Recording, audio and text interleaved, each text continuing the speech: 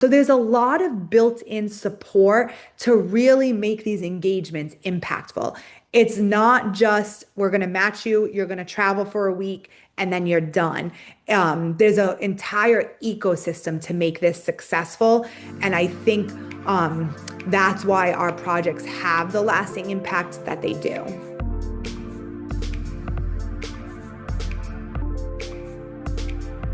Welcome everyone to Thursdays with Terrell. I will have Becca introduce herself, talk about how long she's been at Sloan, and what she's most excited about in her role. Thanks, Terrell. Hi, everyone. Thank you for having me today. I've been at Sloan for about 13 years and I started in admissions, so really excited that Terrell asked me to speak today. My name is Becca Souza and I'm the Director of Action Learning here at MIT Sloan. So for those of you who are not as familiar with action learning, basically this is a type of teaching that is well known at MIT Sloan where students are taking courses, they're being evaluated by faculty members, but as part of those courses, they're working with real life host companies to solve real world problems. And this is built into the curriculum. This is not an internship, but it's an aspect to really take what you're learning and go and do.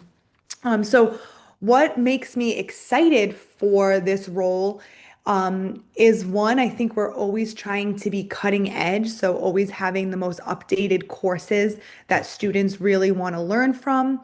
And then within the last year, I think we've really taken more of an approach to ensure that the companies that we have as part of action learning are the companies that students really want to work for when they graduate, or they're in regions where students, once they graduate, they want to go to that part of the country or part of the world. So we're trying to really align with student expectations and student outcomes as part of action learning. So that's something that has been on my mind within the last couple of years and really excites me. Awesome. Thank you for sharing, Becca. So I do have a quick slide, just kind of as an overview of the experiential learning aspect of MIT Sloan. Like Becca touched on, action learning is a part of our curriculum and a way for you to kind of get some hands-on experience. There's over 20 plus action learning labs. We'll probably dive into those individual ones that you may have questions about. And they happen at multiple points during the academic year, whether it's during the independent activities period or during our Sloan intensive period. So there's multiple touch points for students to engage in the action learning that we do have to offer here. I do have my first question for Becca in terms of our conversation today. Is could you kind of walk us through like what is action learning and why is it important to the Sloan School's mission that we have here? Great. So it's really a simple question. Our motto is think, act, reflect. So MIT also has a motto, mens et manus, mind in hand. And MIT Sloan Action Learning is a teaching method where students take what they learn in the classroom and they're able to apply it to a real business challenge. So as I mentioned before, these are different from internships. They're credit-bearing courses. So you are registering for these during the school year and you're taking them just like any other class. Typically, they're done in small groups, anywhere from 3 to 6 students. So you're doing them with your classmates. It's a great networking opportunity because you're able to take these classes with students from your individual program, other programs at MIT Sloan, across MIT's campus. And then it's also an opportunity to learn about leadership, whether that's leading within your team, leading with the host company. There's great ways to practice that. And most importantly, is at the end of the term, you're actually giving a result to a company. So you're presenting to the host about your recommendations with the goal that they're going to implement them immediately. And many students stay in touch with their host companies to see how that implementation process goes. So really, that's the definition of action learning. We do have some goals that we really want students to come out of when they're taking action learning. So, as I mentioned, one is we want you to apply classroom theories and frameworks to real business challenges. So, take everything you've learned throughout the actual lab course, but also throughout the curriculum at MIT Sloan. We also want you to be able to put some structure to problems. So, we have a faculty member, Nelson Repenning, and he always talks about A chief marketing officer is not handed a problem that just pertains to marketing. It's going to impact the entire business. And we want you to be able to put structured to some unstructured problems. And this is what happens in action learning. The scope of the problem changes throughout the term, and students need to adapt. They need to think on their feet. They need to reflect and change course. And so you're able to really figure out good project management skills. We want you to be able to collaborate effectively in teams, as I mentioned, have some open discourse. You're with a diverse team, so you need to be able to provide feedback one to one another. You need to learn to lead. And then lastly, action learning is a great opportunity for reflection. Many students take our courses because they know they want to go into that industry. So, for example, the professor who teaches healthcare lab, she always recommends students who want to stay in healthcare and who've had the healthcare experience take her course. Students who've never done healthcare, but you may want to take her course because it's a great reflection point on, is this something that really interests me? Is this something I see myself doing in a future career? How does this fit into my career goals? You're able to ask yourself a lot of questions during the action learning process. Oh, thank you for that answer, Becca. And I do have a follow-up question as it pertains to the companies that you mentioned. There may be some questions here about like, how do we get companies on board, and how do we get them to engage with the Sloan community before the Action Learning Lab even begins? Great question. So typically how we get different companies involved in action learning, one through our alumni. That's our number one resource. Students take action learning, they love the experience, and then when they go into their career, they're like, one, I want to give back to MIT Sloan, but also this is such a unique opportunity for me to showcase my network and my MIT Sloan strength with my company and get some of these projects happening immediately once they start. So alumni is our number one. We're also very happy to say our second source of projects and companies through Action Learning is repeat companies. So that's a twofold. One, companies do one project in operations lab, and then next year they want to do it again because they loved the work, they loved the results. But we're even seeing even more. A company does a project in operations lab, but then they say, wait a minute, we also want to do a project in Gen AI lab. We also want to do a project in enterprise management lab. So we're able to share companies across the portfolio again, because these companies are really seeing the impact that MIT Sloan students can deliver on. So those are two. And then third is mainly my team or the faculty's outreach. So our faculty have a big say in these companies through their connections, but they're also looking at feedback from students. A lot of the courses will survey the students. What are the companies that you're most interested in? What are the countries you're most interested in? And then they try to match based on that. My team also does that. We use a lot of different reports, mainly reports from our career development office of where are the companies that students are landing jobs, where are the gaps, and could we try to focus in on the companies that students are going to work for or the companies that students want to work for, and to see those numbers increase. Awesome. Thank you for sharing that, Becky. Becca. I do have a question that we pretty much get very frequently when we're out recruiting students in terms of how were student voices and experiences integrated into the options for action learning labs. So if a student has an idea about a potential action learning lab, how can they go about potentially launching that with the action learning office? Another great question. So I'll give a story because I think this illustrates how pivotal student voice is at MIT Sloan. So in 2022, we had a course, Israel Lab, where students were taking the lab and they were working with Israeli startups, typically tech startups, on new solutions. And then, unfortunately, some Middle East fighting occurred, and we had to pivot. Our students were unable to travel to Israel that January. And so we pivoted and we connected with a lot of alumni in Miami, and they said, you should come and showcase Miami. A lot of South American work starts in Miami when they want to expand to US, but we really have a large Israeli contingency here, and you can meet with a lot of companies and talk about the startup movement in Miami. So we did just that. We pivoted and we took this track. And during it, we met with some MIT Sloan alumni who really managed large real estate portfolios. And during that, the alumni and the students were saying, I would love to go into real estate. But during my time at MIT Sloan, there weren't many classes focused on it. I feel like my resume is not as well prepared when I'm trying to apply for these projects. And so we walked away from that saying, why don't we start a real estate lab? The next year, we did. So last year, we introduced real estate lab into our portfolio.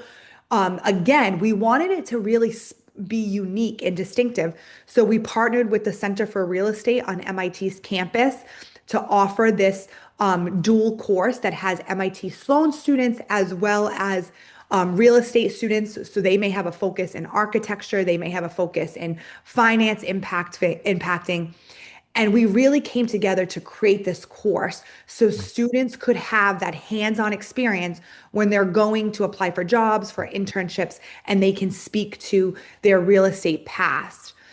So that's a really high level example of how students have made impact. But there's also smaller examples. My office, we hold feedback sessions every term where we ask students to come. This year, I actually asked my team, instead of having students sign up, can we reach out to students who have not taken action learning? And I want to find out, why have they not taken action learning? Has it not been a priority for them? Are the courses not fitting their needs? Do they have any ideas? So once we hear this feedback, we try to take action. One of our new dean's priorities is really interacting with the greater MIT. And so Real Estate Lab is a great example of that. Another great example that we've introduced within the last year is Engine Lab. So MIT has something called the Engine. If you haven't looked into it, I highly recommend just Googling that. And what comes out of the engine is tough tech startups. So Fiona Murray, who's the Dean of Innovation at MIT Sloan, she developed a course, Engine Lab, where MIT Sloan students partner with these tough tech startups that are coming out of the engine at MIT. So again, trying to really integrate Sloan with the greater MIT resources. And that also came from the idea of we wanted something new and we want to make sure this connects with what students want to do upon graduation. Awesome. You touched on the integration aspect of Action Learning Labs, and I know students may think this is a Sloan exclusive kind of program, but can you talk about the crossover that we have with the greater MIT and how students can engage with different disciplines here at MIT? Yes. So action learning is such a great resource if you want to integrate with other programs within Sloan or other departments within MIT. So I mentioned Real Estate Lab, our Gen AI lab that began last year. They're hoping to cross-list with course 6 at MIT Sloan. So they have many undergrads taking that course. Engine Lab is a great example. Our course Entrepreneurship Lab that happens every fall and spring term typically has over 10 different student bodies within it. So they'll have 2-year MBAs, they'll have some executive populations like our Sloan Fellows, they'll have students cross-registered from Harvard, they'll have mechanical engineering students. And once you're in these labs, you're on a team, and usually we try to make the teams very diverse. So you kind of have this great mechanism that introduces you to students outside of your individual network. So if I was a student, I honestly think action learning would probably be a top priority if I really want to get to know students and from other parts of the institute and even beyond. Entrepreneurship Lab always has students from Wellesley. I mentioned Harvard. Many of our students from Harvard Kennedy like to take action learning because they want to see how policy impacts some of these decision making. So it's a great way, really, to get to know different parts of MIT. Awesome. And I do have a question that popped up in the chat that I was going to ask next. So it's a great kind of segue in terms of students, in terms of engaging with multiple action learning labs. Is that a possibility for students to take part in? Yes, we love when students take more than one action learning course.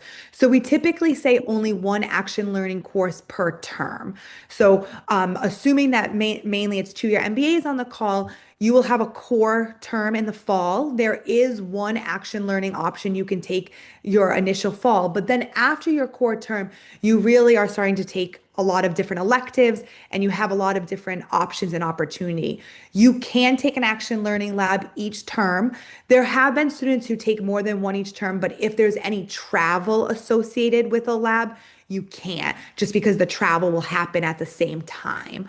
But we've had many MBAs take up to 3 or 4 labs, and we love that because they bring a different element. Again, all those goals that I mentioned earlier, they have already experienced that. So they can come in and say, we really need to focus on project management, or we need to really push back on our host company. The scope is getting too large. Let's really narrow it down. They can offer some of that advice if they've taken one before. Awesome. And then I guess a follow-up question to that in terms of students that are coming from different programs at Sloan. So we have some specialized masters, we have the 1 year MBA, we have the 2 year MBA, and then of course our executive MBA. So what is the process for enrolling in an action learning lab, depending on which program you're in? Because some of them may be here for a shorter amount of time. So how do they kind of navigate that process? Great question. So, most of our courses are on MIT's Sloan's bidding. And if you don't know bidding, basically you will receive 1,000 points each term to bid for the courses that you're most interested in. So if there's a course you really want to take, you may decide I want to bid all my points, or I may want to bid 500. MIT provides you a lot of data and game theory on how to do this.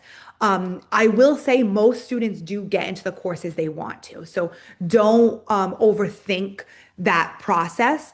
But some of our courses also have application because the faculty need to understand some of your unique skill sets. So, for example, product management, we really want students to have some form of experience, whether that's a class, past role, they've taken an internship in this. Gen AI, we need to understand what's your coding ability, what's your technical ability. So some of our classes are application and faculty will evaluate. And then some of our labs are a requirement for certain programs. So, for example, our master's in business analytics needs to take analytics lab. So you don't need to bid, you don't need to apply, you're automatically going to be enrolled in that. Our master of finance has an action learning requirement. So they have some options that they can pick and choose from. Our executive MBAs, action learning is also a requirement. So they automatically get into the course options there. So the answer can really vary per program, per lab, but the biggest message I want to get with I want to relay with this is don't panic. A lot of our labs have a lot of seats because students are interested, and faculty are always willing to work with students to figure out how to get you into classes. So overall, it's not a stressful situation. We just want really excited and engaged students. Awesome. So I have one final question. I know we're right at time. So I have one final question before we transition to the open Q&A. And there may be some, I guess, concern or I guess addressing the elephant in the room in terms of the geopolitical landscape and how that may be affecting some of our action learning labs for some of our international students. So can you just kind of talk about what we're doing to be able to accommodate students that still want to have a travel aspect, but maybe a little bit hesitant in terms of traveling to a different location? Great question. So we want to make sure that our offerings are equal to all. So a few things. One, we do have international students in our fall course, Global Entrepreneurship Lab, that is only international travel, typically to emerging countries. We have 84 students enrolled in that, and a good portion are international students. We give any recommendations from MIT's International Student Office. So we're constantly updating them, communicating with them, giving them best practices. It's ultimately up to the student to decide if they want to travel. This year, most are willing to do that. However, if that changes, we also have some contingencies. Some of our labs have US based travel. So we have a course called Work Lab that we're redesigning for this year that's working with many manufacturing companies that is only within the United States. Real Estate Lab will have international projects as well as US based projects. Operations Lab is mainly US based projects. So we do have some flexibility that if travel is something that you really want to do that is important to you, but you're an international student and once you're here, you don't want to take that risk, we want to work with you. And then there's obviously some even further contingencies where you sign up for an international lab, but you're unable to travel. You can still do some of that work virtually, sometimes even for example, we've had a project in ASEAN Lab that there was Boston-based offices, so students went and visited there. So we want to make sure that if this fits your learning objectives, your goals as a student, but travel could become in the way, we want to make sure you have options. And then the last thing I will say is not all our labs require travel. So we have healthcare labs. Sometimes you may visit local Boston hospitals, but no travel is required. We have enterprise management lab, no travel is required. Gen AI, no travel is required as of now. PM, usually no travel. So even if you're like, regardless of my status, I like Boston, I want to stay there, there's still opportunities for you. Awesome. Thank you for sharing that, and thank you for answering my moderated questions. So we do have a lot of questions in the Q&A, so I'll just Okay. transition to those now. I'll try to start in order, and I'll keep these anonymous so we can have some confidentiality in people's, questions. So the first question I have here is in terms of the finance lab or the pro seminar in investment management. Um, do you have some projects focused on fundamental equity research as well? So, good question. A lot of our projects are not necessarily research based in the sense of like you're just delivering a report. We're solving problems. So, looking at this question, I'm sure that we do have some projects based on that problem, but they're not research report based, if that makes sense. And just to give a little bit clarification, we have our finance lab, so that happens during independent activities period in January, and then we have two different pro seminars. So those are one is in the fall and one is in the spring. One is focused on capital markets, one is more focused on corporate finance. So regardless of what your finance interest is, we definitely can find a home for you. Again, based on student feedback, we heard some feedback that alternative investments is something that students are really interested in. So we've developed some alternative investment projects within Finance Lab. So if you have a specific idea in mind, whether if we can hopefully find that within an existing lab or talk about future, but usually faculty are very good at trying to find different products to cater to different student demands. Awesome. And the next question I have kind of has a two-way kind of approach to it. So for the certificate programs that we offer at MIT Sloan, so for someone that may be specifically interested in one of those, like the Entrepreneurship and Innovation Certificate, would you recommend taking multiple labs during their time here?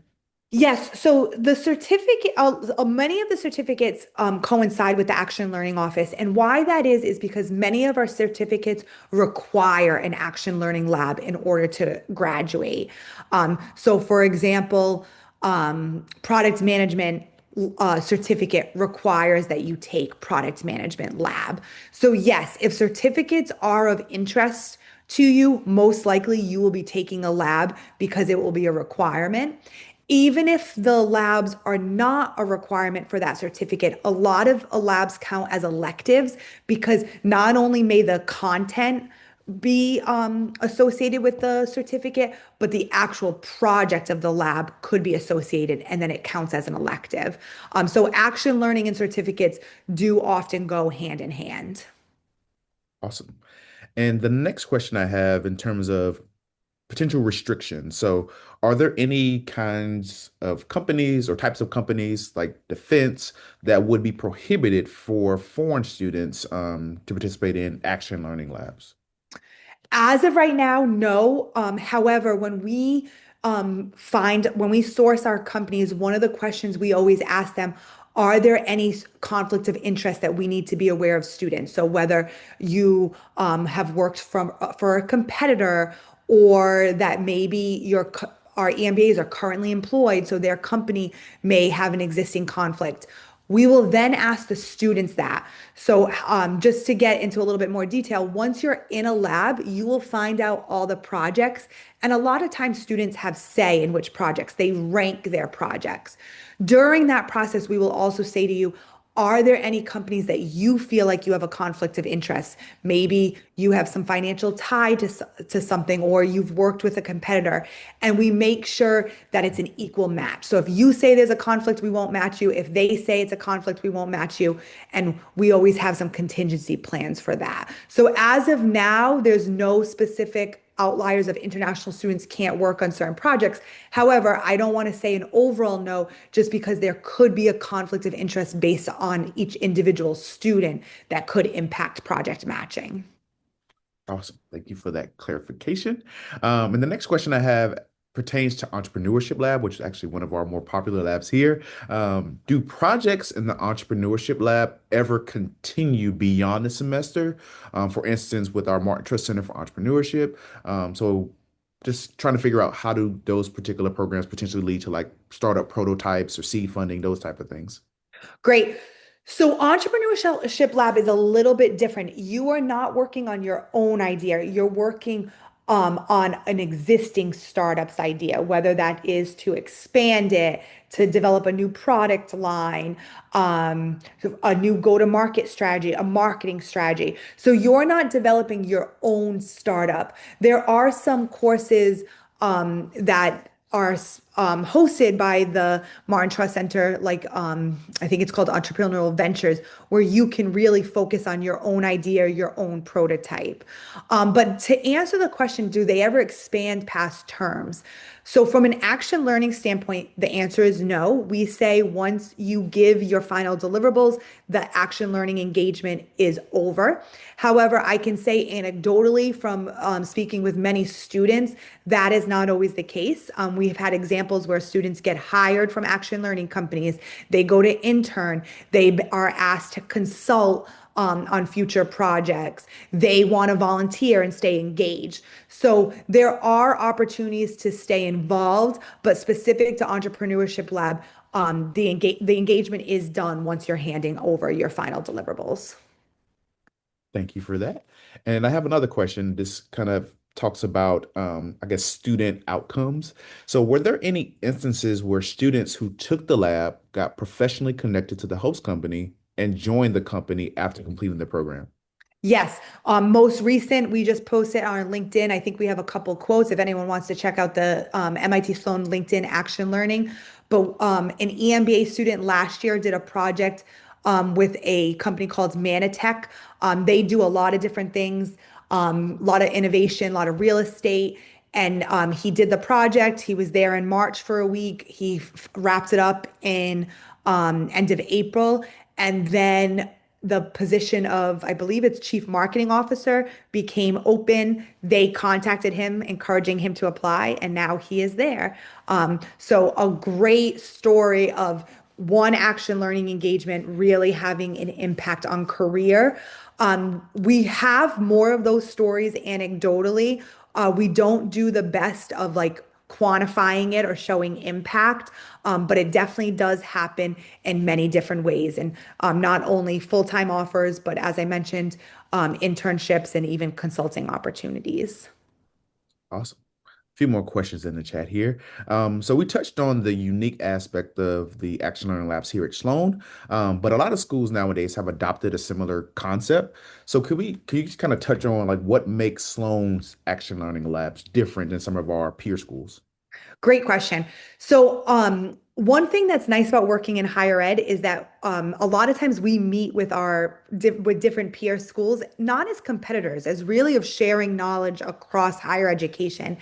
And one thing that I always notice when I meet with the different peers within Action Learning is ours is set up much more unique, that ours is tied to an actual academic course where students are learning content. So for example, product management lab, you are going to be working and doing work with a company that's focused on that. However, when you are taking class, you're going to learn about product management. A lot of our peers, it's quite different. So, for example, Harvard does field where all students get to work with the company, but there's no associated class. You may have a faculty mentor, but you don't have a professor who's helping you understand the concepts and the frameworks needed to successfully execute the project. So I think ours is much more academically linked and tied to a bigger ecosystem of MIT. I also think MIT, within MIT Sloan, we provide a lot of support to our students. So many of our classes use a faculty mentor. So when you take a class, you're going to have the actual faculty teaching the course. They're going to be a resource for you. Then you're going to have the resource of a faculty mentor. They're usually process experts. They know these type of engagements. They know how to make them successful. But a lot of times they're content experts. They've worked in this industry. They've worked in this region, and they can offer you advice on how to really meet the demands of the company. Then you have your team. Then you have the TA. Then a lot of class time is shared experiences. So as a student, you can say, we're running into this concern. Has any other team done it? And how did you overcome this?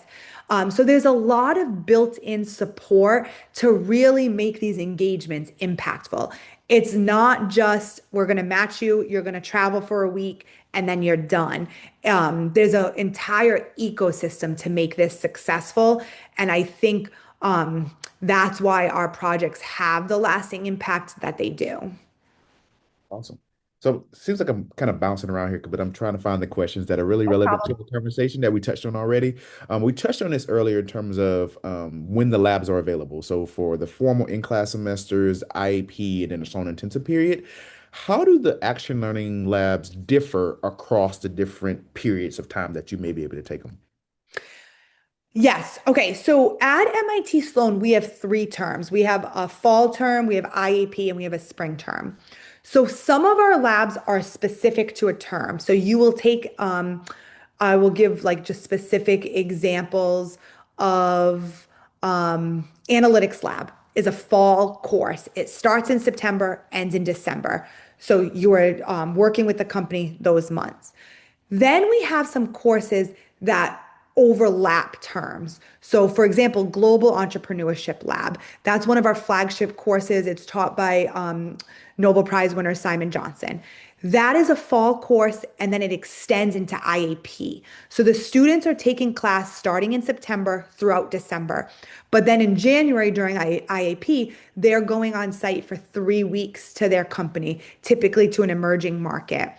So this year we have Kenya, Nigeria, Indonesia, Vietnam, Spain, Chile, Kuwait, Dubai. We're really across the globe. So that's an example of a course that is spanning terms, fall and IAP. Then some of our courses do the opposite. They start in IAP and then they end in spring. Finance lab, you're working with the company during IAP in January, but then you're taking class content in February and March. But then we also have courses that are just spring term. So our just spring term is ASEAN Lab. You start in February, you end in May. This last year, we introduced our first course that just happens during IAP. It's a 1 week course that works with nonprofits in the local Boston area, and it's leading with impact. It's an opportunity for students to really take a multi-stakeholder model and apply it to an organization in need. So a lot of times students are like, probably in the future, I'm not going to want to work for a nonprofit, But what's nice about leading with impact is you have to take into account not only are you working with a nonprofit, but most likely you're working within the government agency. A lot of times you're working with university. A lot of times funding comes from corporate. So it's really that multi-stakeholder view. And that's our first course that is just 1 week specific in January. It doesn't span any terms. So in short, it really varies by lab. When you are here as a student, we give a lot of presentations and we showcase visuals so you can understand the layout. Um, but we make it work based too on what you need. So if you say to us, I only can take a course in the spring, we'll give you the offerings that just happen during that time. Awesome. So I've identified three final questions that'll get us to time, but I do Okay. apologize. We don't get to all the questions today, but thank you all for sharing. So they're very specific to different functionalities of Action Learning Labs. So the Okay. first one I ask is terms of the funding aspect or financial support for students that are participating in Action Learning Labs. So can you just talk about that process and how it works for students to gain support financially for an Action Learning Lab? Another great question. I apologize as I should have brought that up on my own. So forgive me. Amazing thing about action learning, it does not cost students any additional. So the course I mentioned, Global Entrepreneurship Lab, or known as GLab, that has the most travel. That's 3 weeks. Most of our other travel is 1 to 2 weeks. The host companies pay for accommodations and airfare, so students are not paying for that. We really encourage the accommodations to include breakfast, have kitchens, so we don't pay for the food, but typically, you are eating as a student anyways, and we try to give you as much resources for that. So any action learning will not cost the student any extra. The school pays for any visa fees that you may incur. We have a lot of resources available, MIT Insurance. We have an emergency system if anything happens on the ground and you need to receive emergency services. So we help with that support. So the companies value what you're bringing to the table, and action learning does not charge. So we do not charge the host companies to participate. However, if they do participate in a lab that requires travel, the host companies pay for the airfare and accommodations. Awesome. Thank you for sharing that response because I'm pretty sure that was on the top of everybody's mind. But thank you to that person that. So the next question I have is actually a program specific question, specifically for those who are interested in a Sloan Fellows MBA. Is there any flexibility at the start of the term to participate in different labs before enrollment during the full semester, or is it only during that 12 months that those students are here? Good question. Unfortunately, it is only the 12 months. MIT is very strict until you're enrolled as a student. We can't offer any of these official offerings. So as a Sloan Fellow, you take your summer core. There's no other class, not many classes happening at MIT, so you're really focused on core. But then you're going to learn all about bidding for the fall. So we do have Sloan Fellows students who take fall labs as well as spring labs. So even though it's that 12 months, there's really no missed opportunity. You still have a full 2 terms to take action learning. Awesome. And then the next question I have pertain to something you mentioned earlier about business analytics students and their requirement of taking the analytics lab. What's the different focus between that action learning lab and maybe their business analytics capstone project? Another great question. So, a few things. One, Analytics Lab is not only MBAN, so you will get to have a network of others. And it's basically a shorter engagement of your capstone. So it's a good training exercise for capstone. So for those of you who are on the call and have never heard of the capstone, that is for our business analytics students specifically. It's a 7 month engagement. It begins in the spring term and goes throughout the summer. That is 2 students per company, whereas our action learning is typically a larger size, shorter engagement, and less hours for the action learning than the capstone because the capstone is considered full time in the summer. Awesome. I do have one bonus question for you, but it's more lighthearted. In terms of your experience working in admissions, I definitely wanted to ask this question. What advice would you give to prospective students that are navigating the application process, regardless of which program they're applying to? So one thing that I feel like I really like about my background is, as Terrell mentioned, I started in admissions. Then I actually worked more closely with our EMBA and our Sloan Fellow students. I was an advisor, so I really helped them balance work, life, school.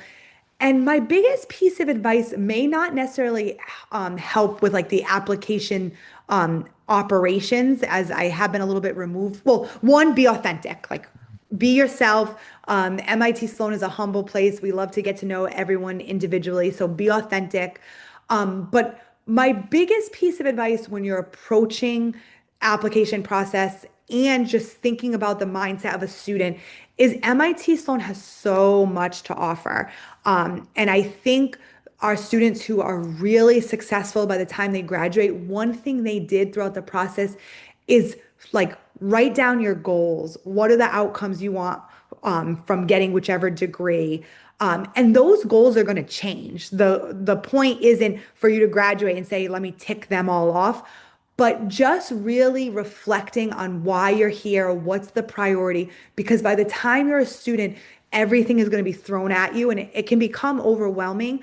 But if you have those specific things that you really want to get out, you're going to be more level-headed. You're going to not be trying to do everything. You're going to be more have more intent. And I really encourage students to take some time to reflect and come in with some form of plan. That plan will change. And I love when I see that.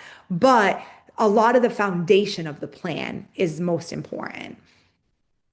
Great advice because we actually share the 80-20 rule here. So being able to come in with 80% of what you want to do, but having that 20% to remain flexible during your 2 years here or your 1 year here at Sloan. So great advice for our prospective students in the audience.